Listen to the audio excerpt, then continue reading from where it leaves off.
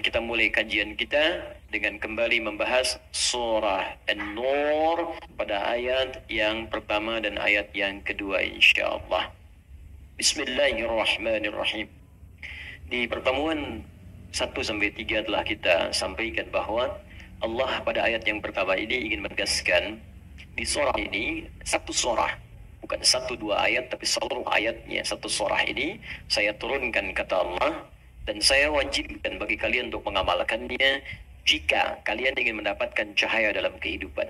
Karena itu surah ini disebut surah cahaya. Mata menatap, alhamdulillah, mendapat bimbingan cahaya. Telinga mendengar, ada cahaya di pendengaran kita. Kaki melangkah, mendapat bimbingan cahaya dari Allah. Maka saya turunkan kata Allah satu surah yang dengan kalian membahas, mengkaji dan mengamalkan surah itu seluruhnya, dan saya wajibkan kalian mengamalkan isinya, bukan sekedar dibaca. Kalaupun ada yang baca surah ini sampai khatam berkali-kali, ratusan kali, ribuan kali, tapi tidak mengamalkan isinya, maka besar kemungkinan dia tidak bisa mendapatkan cahaya yang dijanjikan. Lalu saya terangkan kata Allah, semua rumusan untuk mendapatkan cahaya itu dengan keterangan yang jelas, ayatin bayyinat. Keterangan-keterangan dariku, tanda-tanda dariku, petunjuk-petunjuk dariku, kata Allah dengan sangat jelas. Bayyinah itu, Bapak Ibu sekalian, kalau di dunia hukum itu bukti yang sudah nyata, yang nggak bisa ditolak lagi.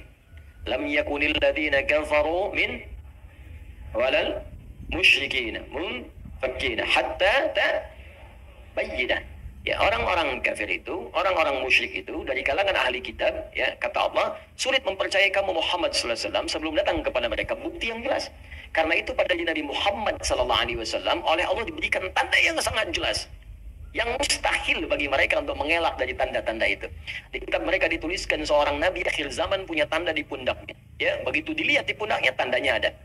Seorang nabi akhir zaman ketika berjalan dari sejak kecil akan ada awan teduh yang menaungi. Tandanya jelas kelihatan. Ya, seorang nabi akhir zaman akan punya tanda begini-begini, semua tandanya muncul semua. Dan itu diketahui oleh mereka.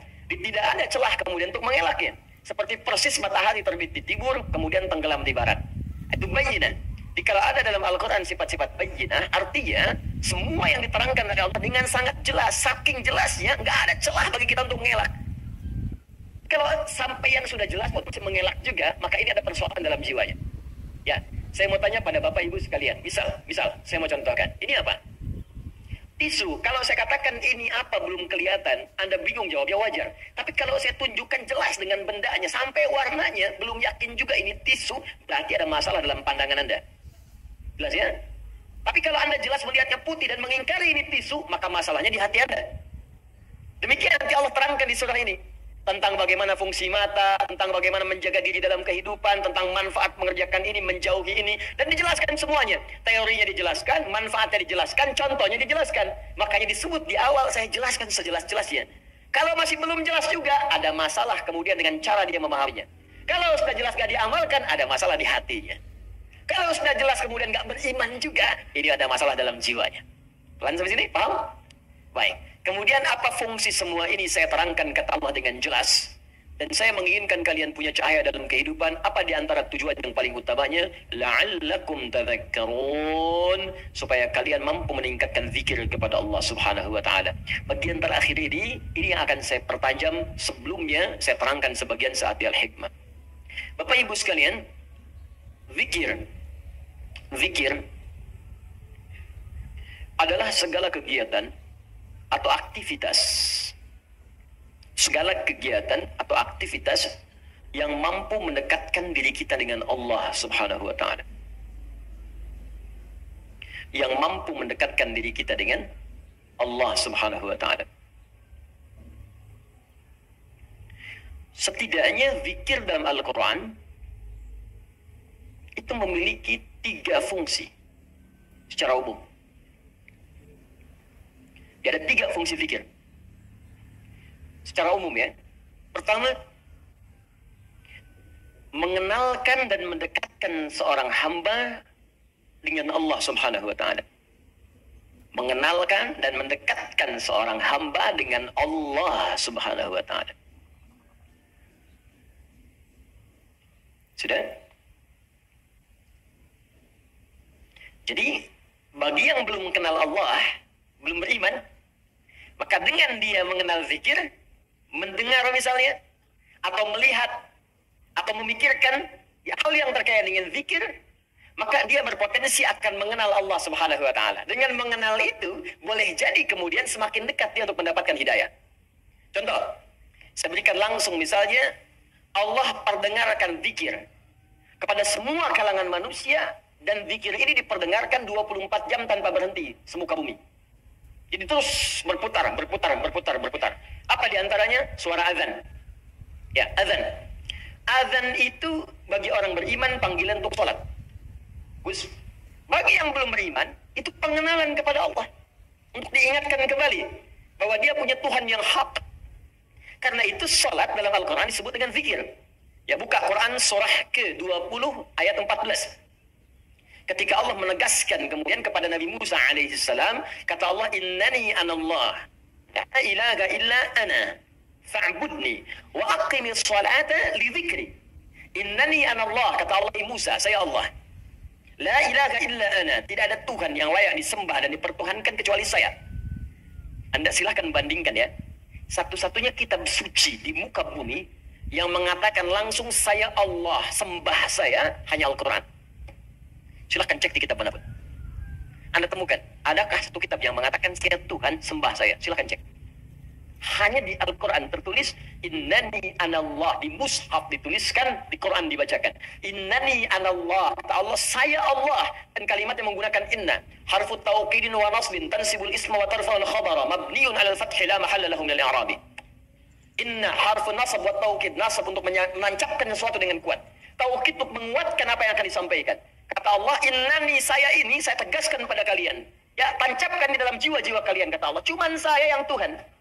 Innani anallah, saya Allah. Quran surah ke-20 ayat 14.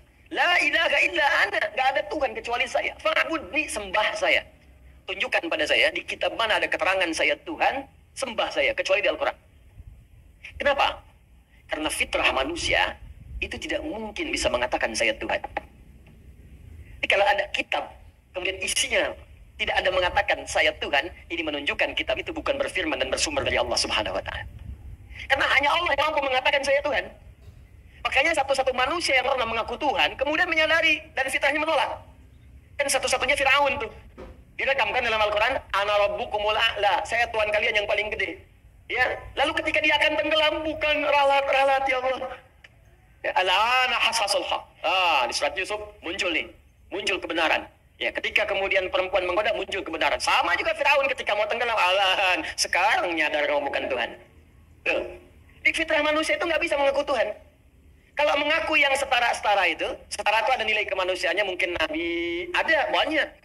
Ngaku Nabi ada, karena sebagian sifat kenabian itu, sifat manusia, sifat kemanusiaan fitrah. Makanya manusia ada di antara mereka mengaku Nabi, ada. Ya, kan banyak tuh. Sekarang pun ada Nabi baru lagi tuh. Allahu Akbar, tiap bulan tuh. Tiap bulan ada aja yang baru-baru. Ya, Anda bayangkan. Tapi mengaku Tuhan, tidak ada. Karena itu cuma di Al-Quran langsung yang menyebutkan. Ini menunjukkan Quran benar firman Allah. Kata Allah, saya Tuhan. Kata Tuhan, selain saya, sembah saya. Bagaimana menyembahmu ya Allah? Fa'budni wa aqimis salat. Tunaikan salat dari zikri. Supaya engkau bisa kenal denganku. Zikir. Supaya engkau bisa dekat denganku. Karena itu panggilan untuk salat, panggilan yang mengenalkan Allah. Silahkan cek. 5 kali dalam sehari, dibagi dalam setiap waktu. Kalimat panggilan salat dibuka dengan kalimat apa? Allahu Akbar, Allahu Akbar. Allah. Bagi yang belum pernah dengar Allah selama hidupnya, walaupun dia belum beriman, diperdengarkan. Allah, Allah, Allah. Setidaknya akan bertanya. Anak kecil yang hidup di lingkungan orang-orang yang belum beriman akan bertanya. Allah, apa itu Allah? Siapa itu Allah? Pagi baru bangun tidur diperdengarkan. Ya, bahkan yang belum bangun bisa diperdengarkan. Allahu Akbar, Allahu Akbar. Siang kedengaran lagi. Sore kedengaran lagi. Maghrib kedengaran. Mau tidur diperdengarkan lagi. Dari bangun tidur sampai tidur lagi diperdengarkan. Dan saya sering katakan, cuman lafaz azan yang dikumandangkan di bumi yang tidak pernah berhenti. Karena itu jadwal sholat ketika disusun itu Anda terlihat ada perbedaan kan? Tanah Kusir dengan Pondok Indah beda mungkin sekian menit. Ini sekian menit, ini sekian menit, sekian menit. Mesir selesai adzan, Libya adzan. Libya selesai, Tunisia adzan. Tunisia selesai, Maroko adzan. Maroko selesai, Aljazair adzan. Nyebrang langsung dari Italia ke Spanyol ke Prancis terus. Di Indonesia pun begitu. Dari Sabang sampai Merauke 24 jam nggak pernah berhenti lafaz adzan. Jadi zikir, manfaat yang pertama, bisa mengenalkan seseorang yang belum kenal Allah dengan Allah. Karena itu tidak sedikit orang mendengar azan, masuk Islam. Diperdengarkan. Kita bayangkan. Ada orang dengan mata melihat tayangnya. Ya, makanya bikin Bapak Ibu status-status yang baik. Di Facebook, tayangkan aja hadis, ayat, isi dengan dakwah. Boleh jadi apa yang kita tampilkan mungkin dilihat orang, dan kalau bukan dia mendekat kepada Allah, atau dia kemudian menjadi beriman kepada Allah. Yang sudah beriman semakin kuat imannya. Yang belum beriman begitu melihat status Anda, mari berbuat baik dalam kehidupan. Al-Quran surat sekian, ayat sekian. Mari kita berbuat jujur, hadis Nabi SAW. Teman Anda mungkin bukan semuanya Muslim. Begitu melihat ajaran Islam yang sesungguhnya, dia melihat, dia mengamati, tiba-tiba besoknya dia beli mushaf, dilihat, dikaji, dan memutuskan mengucapkan asyhadu an la ilaha illallah wa asyhadu anna Muhammadar Rasulullah. Karena status yang Anda tulis di media sosial itu. Maka ketika dia beramal selama hidupnya, Anda mendapatkan bagian dari semua pahala yang dia dapatkan. Cuma satu yang Anda tuliskan. Ini bikin status. Pernah hujan macet ya. Apa yang didapatkan? Nggak ada yang dapat gitu kan. Ini zikir. Zikir. Jadi bagi yang belum kenal, kenalkan. Bagi yang sudah kenal, maka zikir ini akan mampu mendekatkan pelakunya semakin dekat dengan Allah Subhanahu wa Ta'ala. Karena itu orang yang rajin sholat, semakin banyak sholat, semakin dekat dengan Allah. Gak percaya silahkan Bu, Pak. Kalau yang masih sholatnya fardu saja, apalagi yang kerjanya, maaf ya, menyendiri, belum senang jamaah, itu perasaannya masih biasa. Beda dengan ketika Anda mulai memburu masjid untuk jamaah. Di rumah pun pengen jamaah. Beda ketika Anda mulai memburu salat sunnah, malam tahajud, siangnya duha dikerjakan, rawatib tak tinggal. Demi Allah saya katakan, demi Allah, wallahi, Anda akan mendapatkan kenikmatan iman dalam jiwa. Yang ketika tertinggal sunnah, Anda bisa gelisah. Itu tanda Anda sudah mulai semakin dekat dengan Allah Subhanahu wa Ta'ala. Contoh lain, Al-Quran disebut zikir. Quran surah ke-15 ayat 9. Inna nahnu nazzalna dzikra wa inna lahu lahafizun. Sungguh kami telah turunkan Al-Quran sebagai zikir. Anda kalau sedang baca Al-Quran, zikir, sedang zikir. Semakin meningkat levelnya, saya udah nggak mulai mau baca lagi, saya pengennya langsung menghafal. Baca, menghafal. Maka meningkat langsung. Tingkatnya dari yang cuma satu naik langsung 4. Disebutkan di Quran surah 54 ayat 17, 22, 32, 40. 4 kali disebutkan dengan kalimat yang sama. Walaqad yassarnal Qur'ana lidzikri. Sungguh kami telah mudahkan Al-Quran untuk dihafalkan. Menghafal Al-Quran disebut dengan zikir. Karena itu, orang yang baru baca dengan yang telah menghafal, kedekatan dengan Allahnya beda. Nggak percaya silahkan cek. Anda yang baru baca, besoknya baca lagi, meningkat, baca lagi. Semakin banyak baca, semakin dekat dengan Allah. Yang menghafal lebih daripada itu. Tambah lagi, ngulang lagi, murajaah lagi, bangun tahajud, ulangi lagi. Semakin terasa perbedaannya. Doa, bagian dari zikir.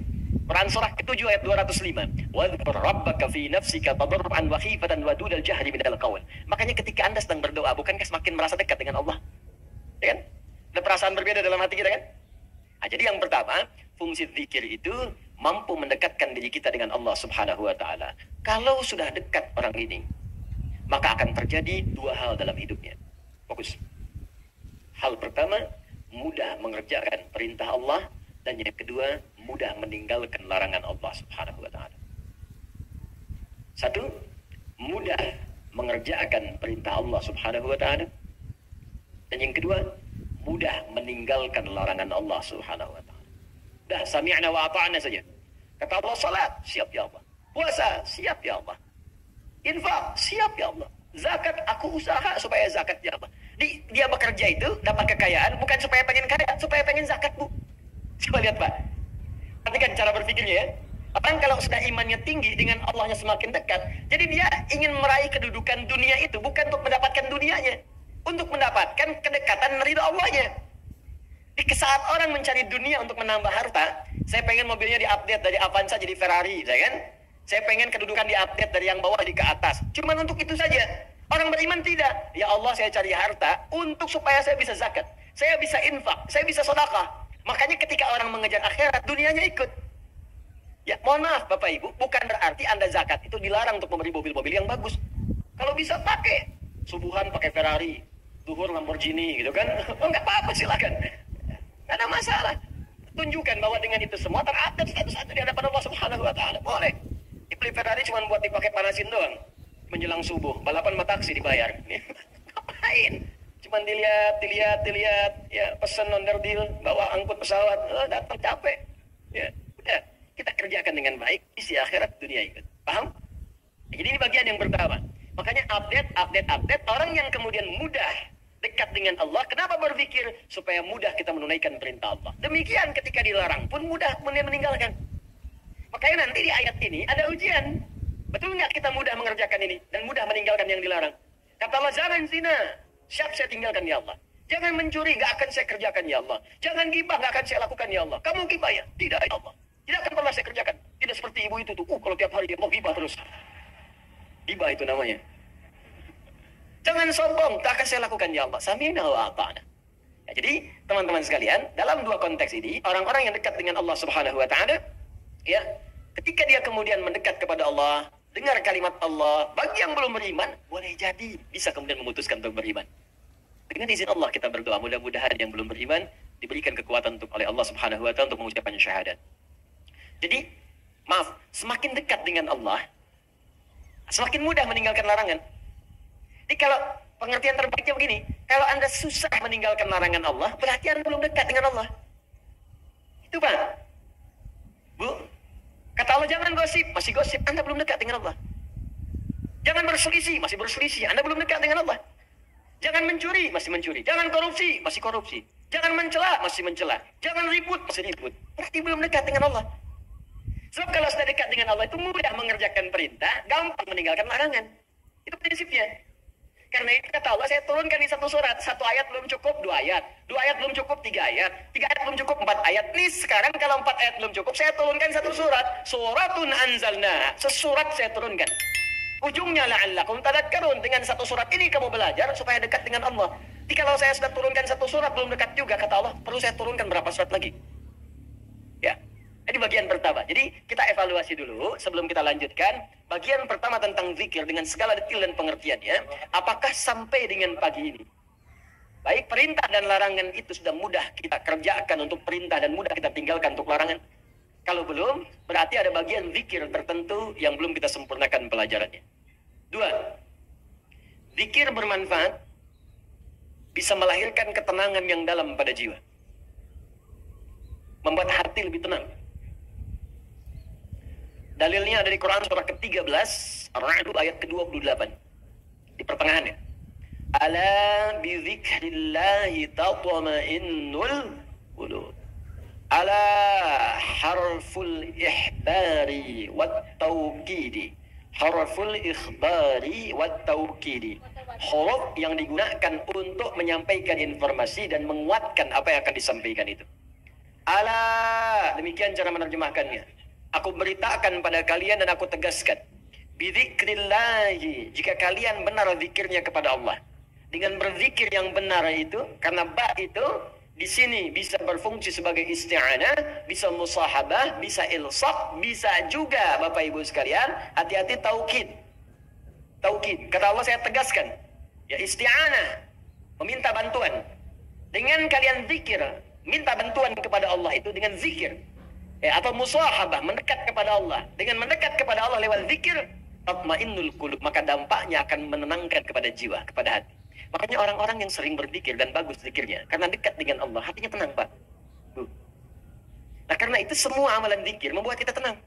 Saya tuh nggak bosan mengatakan, kalau Anda sedang gelisah, cari amalan zikir dan dengan itu otomatis kita tenang. Kalau sedang punya masalah, lebih baik kerjakan amalan zikir.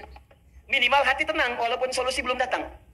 Masih ingat tadi? Jenis-jenis zikir, satu apa? Sholat. Kedua, berdoa. Ketiga, baca Al-Quran. Kan? Coba deh, ibu, bapak punya persoalan. Pilih satu di antara 3 ini. Ketika sedang punya masalah, ambil wudu. Menghadap ke arah kiblat, sholat 2 rakaat. Silakan sholat. Sholat wudu kah? Ke masjid tahiyatul masjid? Ke sholat aja dulu. Begitu Anda sholat, demi Allah saya katakan. Demi Allah saya katakan, kalau sholat Anda benar, seketika hati Anda saat sholat menjadi tenang. Bahkan masalah bisa tumpah saat sujud di atas saja. Betapa banyak persoalan sulit itu hilang seketika dengan hanya menghamparkan kening kita di atas sejarah. Tapi banyak persoalan yang kecil menjadi besar. Karena dipersulit dengan adu argumentasi yang tak berujung. Kan Bapak katakan begini, iya Mama kan sudah ingatkan juga. Tapi kan Bapak begini, selesai. Ada orang yang cuma bangun takbir Allahu Akbar, kemudian sujud. Dia tekankan keningnya di sajadah itu. Dicurahkan perasaannya, mengalir air matanya. Begitu salam assalamualaikum, pasrah jiwanya, tenang hatinya. Walaupun solusi belum datang, tapi ketenangan itu sudah ada. Dan ketenangan itu setengah dari solusi. Makanya orang tidak ingin kehilangan ketenangan. Orang lebih baik berkurang dunia dibandingkan hilang ketenangan. Cek kalau nggak percaya, cek ya. Anda pilih mana? Kaya tapi gelisah atau miskin tapi tenang. Jangan pilih yang ketiga. Kaya tapi gelisah atau miskin tapi tenang. Pilih.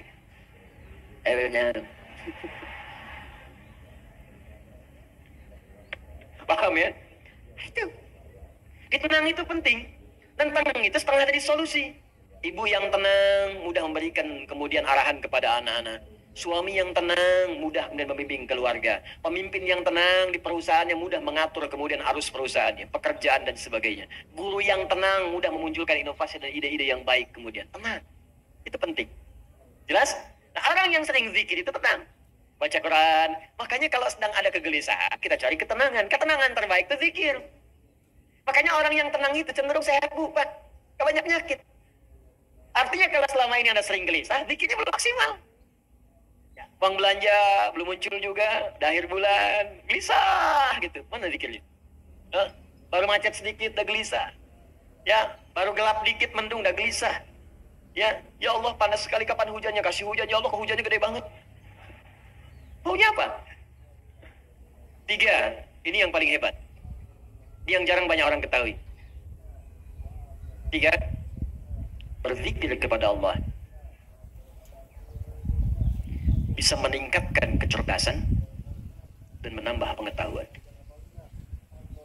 Bisa meningkatkan kecerdasan dan menambah pengetahuan. Bahkan dalam konteks ini, Allah langsung memberikan gambaran ahli zikir itu bersamaan dengan ahli fikir.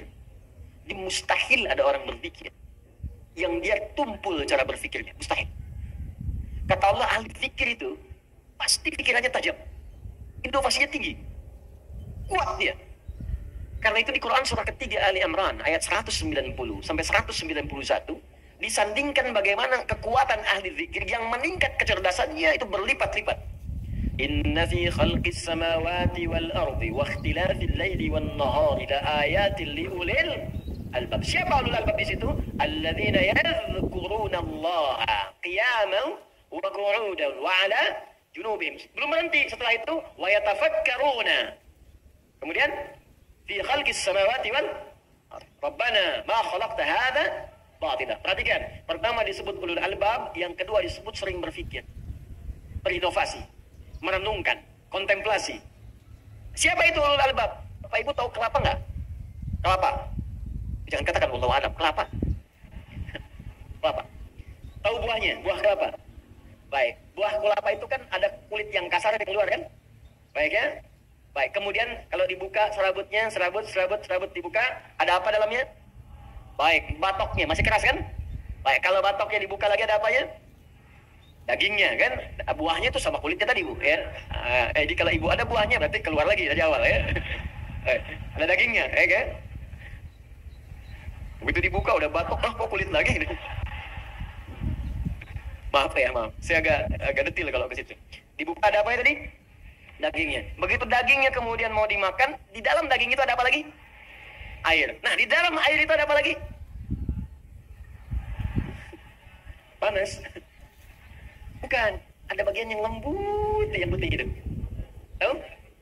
Nah, itu yang disebut lub dalam bahasa Arab. Lub. Jamaknya albab. Lub itu yang paling dalam dari sesuatu. Lub. Jadi kalau kita belajar itu, ada orang yang masih menangkap kulitnya luarnya. Ustadz dan nerangin sampai 2 jam. Ini kemana sih arahnya nih? Masih di kulit. Masih serabut tuh, masih serabut. Iya kan? Oh, zikir. Patok. Iya kan? Oh, dekat dengan Allah. Daging. Allahu Akbar, sami'na wa ata'na. Itu ulul albab. Lu bagian dalamnya. Bahkan ada orang yang baru disebutkan satu huruf, satu kalimat, dia sudah paham. Oh, ini arahnya akan ke sini. Ada orang-orang anak-anak yang belajar, baru disebutkan judulnya ini sudah terbayang di kepalanya. Pembahasannya 1, 2, 3, 4, 5, 6, ulul albab. Ya, ketika seseorang baru berpikir untuk tafsir, ada orang diberikan oleh Allah keistimewaan untuk ta'wil. Ketika seseorang baru berpikir perjalanan akan ditempuh dari Bandung kemudian ke Jakarta dalam waktu 3 jam, ulul albab, bagaimana kosornya? Sudah tersusun oleh dia. Bahkan ada yang sudah memetakan kilometer sekian, kosor, jamak kosor, sekian, macet sekian, ulul albab. Ada orang terpikir untuk masuk kampus saja. Saya akan masuk kampus A misalnya. Atau ada yang mengatakan saya, kuliah kemana nanti? Nanti aja deh. Itu belum sampai patok. Baru naik tuh. Ya, baru naik. Pohonnya jadi belum. Kalau sudah dia berpikir sampai dari atas dulu, saya ingin jadi ini. Kuliahnya ke sini, ininya ini. Sampai kampus pun dia ikuti. Saya pengen kuliahnya di kampus ini, kurikulumnya dia ambil, dosennya dia lihat tuh semua. Ulul albab. Ulul albab. Nah, orang yang ulul albab ini kebiasaannya, Allahu Akbar, dia merumuskan sesuatu dengan teliti. Jadi kalau dia jadi pengusaha, runtut usahanya. Ini modalnya, ini sekian, keuntungan sekian, tantangan sekian, ini sekian, visinya begini, ini. Mulai, jalan. Jadi pemimpin dia rumuskan. Berapa yang saya pimpin? Objeknya mana? Berapa kalangan? Ini karakternya apa? Ini bagian apa? Ini bagian apa? Ini harus dirumuskan. Ada. Ini harus saya lakukan. Jadi guru, apa yang mau saya terangkan? Targetnya apa nih? Murid bisa ini, bisa sholat. Fikih sholat yang diajarkan. Apa yang targetnya harus disampaikan? Bikin kurikulumnya. Begini. Dalilnya begini. Caranya begini. Bacaannya begini. Hikmahnya begini. Turunkan. Ulul albab. Jadi kalau karakteristik ulul albab ini hadir dalam jiwa kita, maka hidup kita akan jadi terarah dan semua apa yang kita kerjakan pasti sukses. Karena itu, perhatikan baik-baik. Ibu, Bapak masih ingat? Jenis zikir pertama yang saya sebutkan tadi apa? Sholat. Sholat menjadi amalan pertama yang Allah perintahkan kepada Nabi Muhammad SAW untuk dikerjakan oleh para umat dan dari kalangan sahabat sebelum hijrah ke Madinah. Allah tidak mengajarkan puasa dulu, bukan haji dulu, bukan umrah dulu, bukan zakat dulu, tapi sholat dulu. Begitu sholat diajarkan dengan baik, semua para sahabat seluruhnya dengan profesi apapun yang mereka jalani, semua sukses tanpa kecuali. Tunjukkan pada saya sahabat mana yang tidak sukses dalam hidupnya. Semua sukses. Walaupun kadar kesuksesan itu bagi setiap orang relatif. Bagi si A, saya pengen jadi guru, udah sukses. Bagi si B, manajer sukses. Bagi si C, direktur sukses. Walaupun itu bisa relatif, tapi semua menjangkau. 12.000 sahabat Nabi, 38 jadi panglima. Kekuatan satu panglimanya bisa menaklukkan Persia dan Romawi. Satu diplomatnya bisa menaklukkan Afrika. Amr bin As, cuman ekspedisi. Dari mulai Mesir, Libya, Tunisia, Maroko, Aljazair, sampai ke Syam. Sekarang 4 negara. Jordania, Libanon, Palestina, Syria. Itu semuanya muslim sampai sekarang. Cuman satu orang diikutin para sahabat dari belakang. Satu orang ikut ketika hijrah kemudian ke Ethiopia, ke Habasyah. Sekelompok sahabat Nabi dipimpin Ja'far, ya, bin Abi Thalib. Kemudian sebagian ada yang ikut satu orang saat ekspedisi ke Cina, ya. Singgah kemudian di Baros, 414 km dari kota Medan. Singgah di situ, singgah saja. Islam senusantara. Kemudian jadi Indonesia, Malaysia, Brunei Darussalam, Filipina Selatan, Thailand Selatan, Rakhine sukunya Rakhine sampai sekarang. Bukan karena keislamannya, karena Allah jaga dengan nilai Islam itu. Yang paling penting itu kok bisa ada yang sukses, tenang hatinya. Tidak, berislam itu sukses. Berislam itu tenang. Islam itu solusi. Islam itu inovasi. Jadi kalau Anda sudah masuk Islam belum sukses, belum tenang, belum bisa berinovasi, ada yang belum sempurna kita pelajari. Itu poinnya. Karena itu ketika seseorang dekat dengan Allah, maka ditambahkan pengetahuan. Tadi yang saya katakan, turun Quran surah kedua di akhir ayat 282, paling kiri sebelah bawah. Wattaqullah wa yu'allimukumullah. Semakin kau tingkatkan takwamu kepada Allah, semakin aku tambahkan pengetahuan kepadamu. Demi Allah saya katakan, perhatikan oleh Anda biografi orang-orang dulu di masa yang lalu. Orang-orang hebat, yang penemu dari mulai matematikawan, fisikawan, kimia, ahli pakar di bidang macam-macam. Silakan cek. Pendidikan pertama mereka sebelum belajar hanya memaksimalkan 2 hal. 1, menghafal Al-Quran. 2, memaksimalkan sholat. Ajarkan anak Anda sholat dengan baik, hafalkan Quran. Begitu mulai dikerjakan dekat dengan Allah, akan mudah membuka potensi ilmu manapun yang akan dipelajari. Jadi muslim itu jangan terbatas kemudian hafal Quran, tahu hadis, amalkan. Di Quran itu ada dorongan untuk menjadi ahli-ahli di bidang-bidang tertentu. Di hadis ada dorongan jadi ahli kimia, ahli fisika, ahli matematika, ada. Ayo berkembang. Saya merindukan ada dokter hafal Quran. Kan? Tentara hafal Quran, polisi hafal Quran.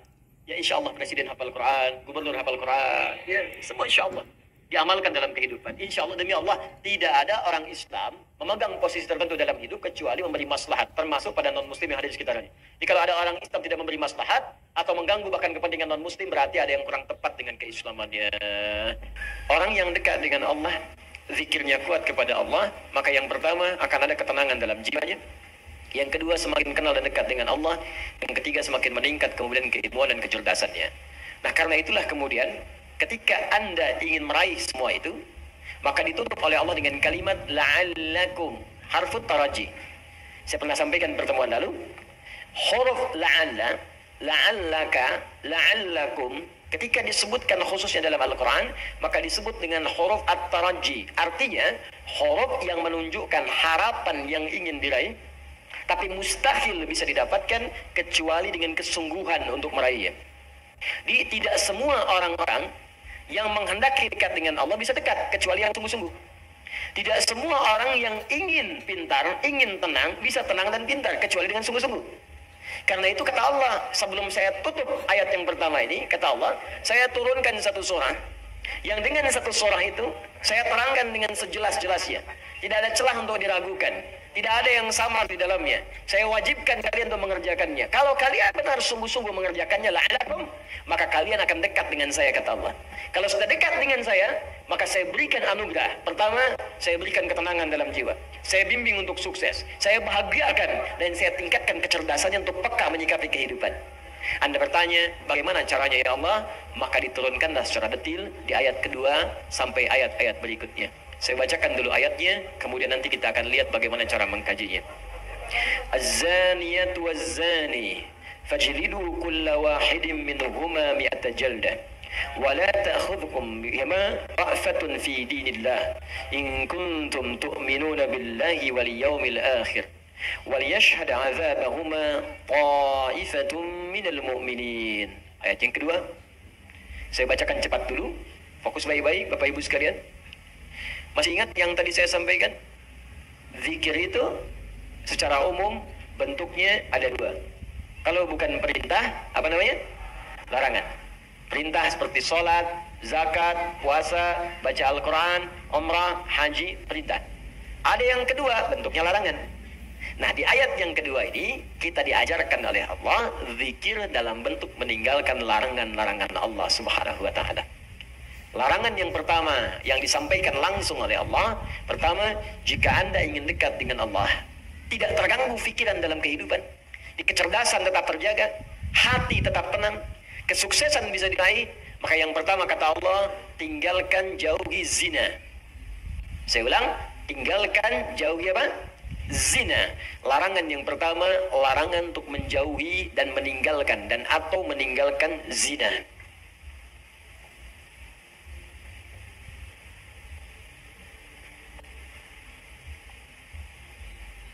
Awas, hati-hati. Saya ingin tunjukkan kepada Anda cara berpikir ini supaya kita bisa melihat turunannya dengan baik. Di formulasinya begini. Lihat sini ya, lihat. Ini zikir. Tadi turunannya kata Al-Quran, orang berzikir, hatinya akan selalu tenang, cenderung tenang. Kecenderungan sukses tinggi. Bahagia. Sudah? Meningkat kecerdasan. Cenderung pintar. Bertambah pengetahuan. Bentuknya dua. Bisa mengerjakan perintah, bisa meninggalkan larangan. Ini tinggalkan, ini kerjakan. Do it, leave it. If'al, la taf'al. Kerjakan, tinggalkan. Ini saya turunkan tadi, ada salat, kan? Ada interaksi dengan Al-Quran, ada puasa, dan seterusnya. Orang yang salat, maka dirinya cenderung tenang. Orang yang salat cenderung sukses dalam hidupnya, bahagia. Makanya panggilan salat, panggilan kebahagiaan. Hayya 'alas shalah. Kenapa salat ya Allah? Hayya 'alal falah. Bahagia yuk. Sukses. Kan? Cenderung kemudian pintar. Makanya banyak orang di masa lalu itu, ya ketika dia akan mengerjakan soal-soal salat, Pak, Bu. Imam Al-Bukhari itu menuliskan Sahih Al-Bukhari selama 16 tahun. 97 pembahasan. Setiap pembahasan itu berapa banyak hadis? Kitabul Iman 57 hadis. Ada Kitabul Ilmi sampai Kitabul Tijarah, Kitabul Mari, terus sampai Kitabul Jihad. Banyak sekali. Ya, itu setiap menuliskan satu hadis salat 2 rakaat. Dituliskan pertama di Masjidil Haram, disempurnakan di Masjid Nabawi, 16 tahun. Semua ulama-ulama kita itu mustahil mereka bisa menulis kitab, merumuskan sesuatu, inovasi, penemuan baru, kecuali pasti rahasianya ini.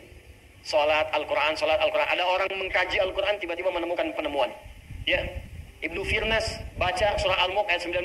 Ya, ketika membaca ayat itu, Allah awalam yarau ila tayri fawqahum saffatin wa yaqbidna ma yumsikuhunna illa rahman. Apa engkau tidak analisis, perhatikan bagaimana burung bisa terbang di udara dengan dia mengepak-ngapupkan sayapnya, dijaga oleh Allah. Kalau nggak dijaga nggak bisa terbang.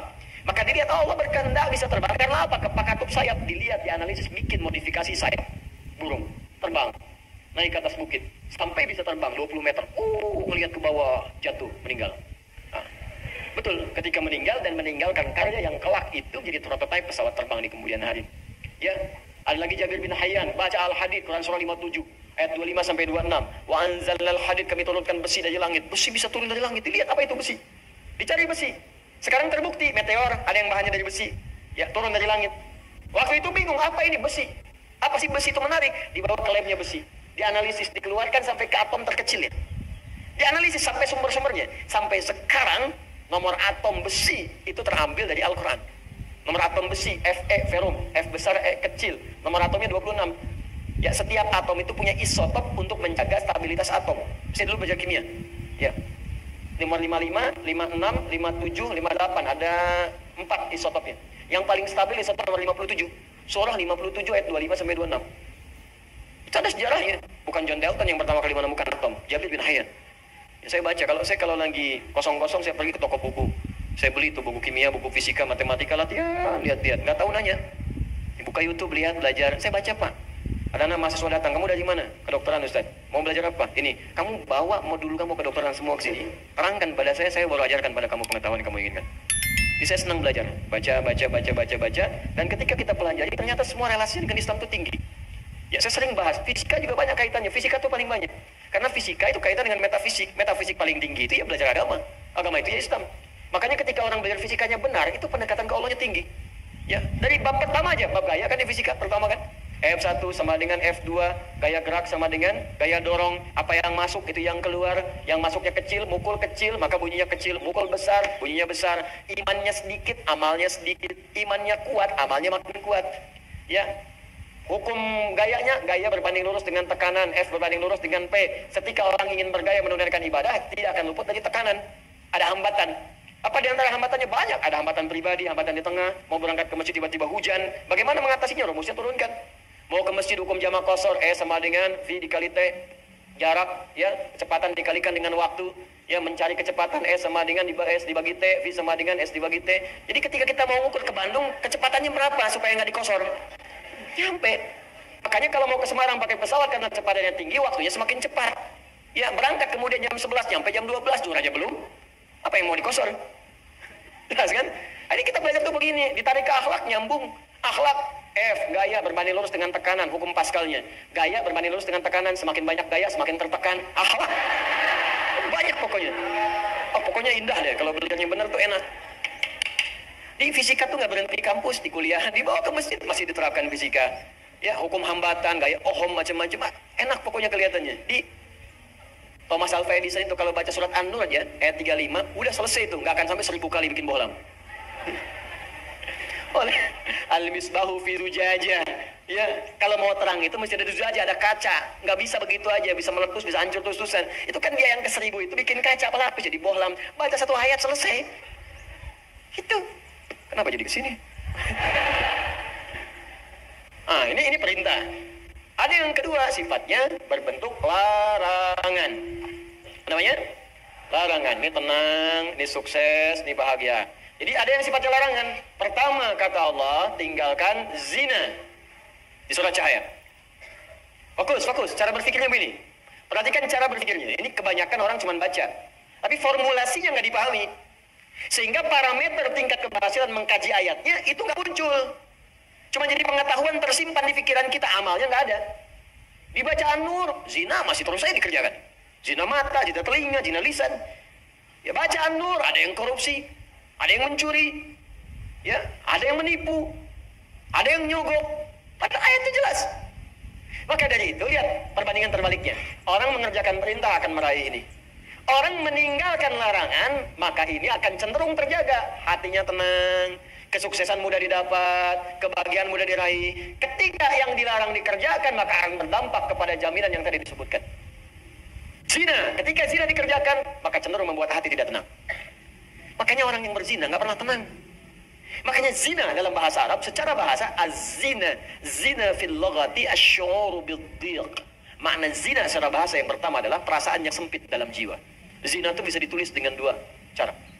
Begini, zai, kemudian nun alifnya ke atas, ini bahasa orang Najdiyin, zina. Ada bahasa orang Hijaz, zai, kemudian nun alifnya ke bawah begini, zina. Bisa ditulis dengan dua cara. Ini alif yang tadi saya sebutkan, alif. Bisa begini, tegak. Bisa begini, ke bawah.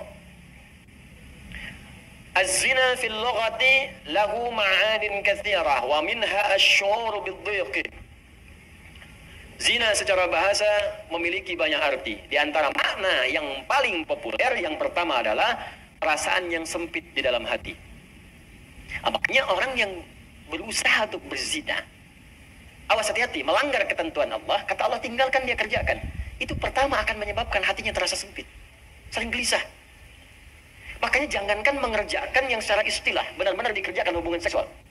Baru mau muqaddimah saja, mata mau melihat gambar-gambar yang kotor, itu karena hatinya sempit, gelisah, gak mau ketahuan orang.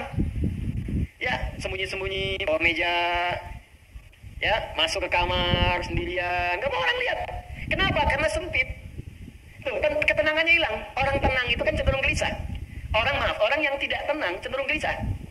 Ya kalau orang tenang tuh biasa aja. Lagi baca handphone, mau lihat, gak apa-apa, silakan. Ya, berkata-kata dengar, gak ada masalah. Tapi ketika ada orang berbuat hal yang dilarang tadi, berkata-kata gak mau kedengaran orang.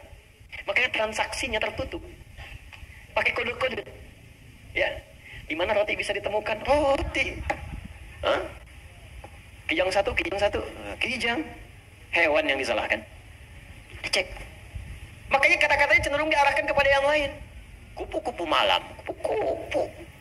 Tuh. Buaya darat, buaya. Buaya aja nggak ada yang begitu. Ya, coba lihat kehidupan buaya. Iya, ada buaya yang berzina. Ya, buaya emang hidupnya begitu. Ya, Anda bayangkan. Saya mau katakan, orang yang melanggar ketentuan ini pasti hatinya gelisah. Suami yang mencoba, pria yang mencoba kemudian bergaul di luar hal yang dibenarkan dan mencoba untuk berzina, pasti akan gelisah hidupnya. Puncaknya apa? Kesuksesan akan berpengaruh. Betapa banyak karir hancur gara-gara kemudian perbuatan ini. Ya, betapa banyak kebahagiaan hilang, hancur rumah tangga, berpisah kemudian, anak-anak kemudian jadi terlantar. Makanya mikir dulu, kalau ada orang setelah berumah tangga, ada anak, berpikir untuk berbuat yang ini, mikir anak-anak Anda, kasihan. Anda tega kemudian dia diolok-olok di sekolahnya, Bapak kamu berzina ya? Ibu kamu selingkuh ya? Anak Anda mau berbicara seperti apa? Dia masih kecil. Butuh perhatian yang dalam. Makanya orang yang berbuat hal yang seperti ini, pasti pertama akan terganggu kemudian ketenangan jiwanya. Kesuksesannya akan berpengaruh. Kebahagiaannya akan sirna. Dan yang paling dahsyat adalah, biasanya, ini akan fatal. Berpengaruh kepada kecerdasan dan yang lainnya. Ya, bisa kecerdasan kepada otaknya, intelektual. Bisa kecerdasan pada emosinya. Tanya ke Ustaz, orang yang zina pintar otaknya, tapi emosinya tidak ada. Untuk apa pintar otaknya kemudian emosi tidak terkendali? Banyak orang tak mampu mengendalikan emosinya sehingga kepintarannya menghasilkan mafsadat yang lebih luas lagi. Pintar bikin senjata digunakan untuk bunuh orang. Pintar pakai teknologi digunakan untuk menipu orang lain, merusak dan sebagainya. Maka apa manfaat dari kepintarannya? Tidak ada. Ya, nah sekarang pertanyaannya, apa yang dimaksud dengan zina secara istilah? Ada berapa jenis zina? Bagaimana kita bisa menjauhi zina kalau tidak tahu jenis-jenisnya? Itu kita akan bahas insya Allah di pertemuan berikutnya.